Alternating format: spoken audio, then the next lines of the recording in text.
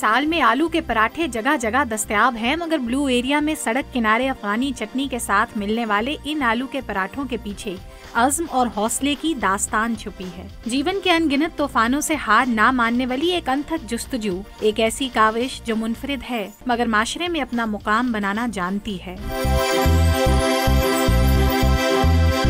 नन्हे हाथों पर दस्ताने और सर पर टोपी चढ़ाए किसी मंझे हुए शेफ के जैसे पराठे बेलते ये अफगानी बच्चे उम्र के उस हिस्से से ताल्लुक रखते हैं जहां उमंगे खिलौनों और ख्वाबों से लाड किया करती हैं। मगर इन नर्म गर्म हाथों से बने खस्ता पराठे जायके में लाजवाब तो हैं ही, अपने बनाने वाले के एहसास जिम्मेदारी की भी अक्कासी करते हैं। अच्छा घी और अच्छी चीज़ें साफ सुथरे अंदाज से पेश की गई। सेकंड ये कि आप देखें कि छोटे बच्चे ग्लव्स पहने हुए हैं, एक खातून जो ये बना के दे रही हैं। इंतहाई हौसले की बात है कि इतने रश में इस मार्केट में खड़ा होना ये एजाज़ है इन लोगों का।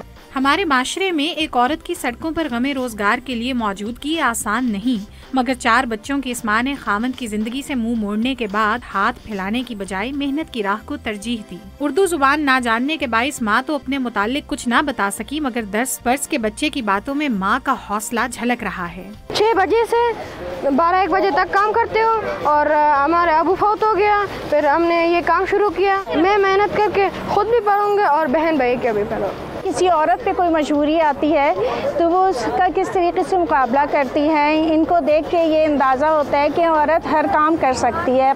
अगर माशरे में इसी तरह हर औरत अपनी जात पर भरोसा रखे तो मुश्किलात चाहे जितनी भी हों, खुददारी की राह पर चलने वालों को मंजिल मिलकर ही रहेगी। अज़्मगर हो साथ तो कदम कभी रुकते नहीं, लाख कठिन हो राह मगर मेहनत को मंजिल है मिलती सही।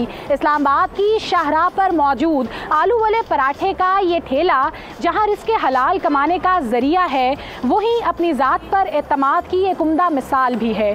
कैमरामैन मसूद शाहिद के साथ सादिया राफे, डॉन न्यूज़, इस्लामाबाद।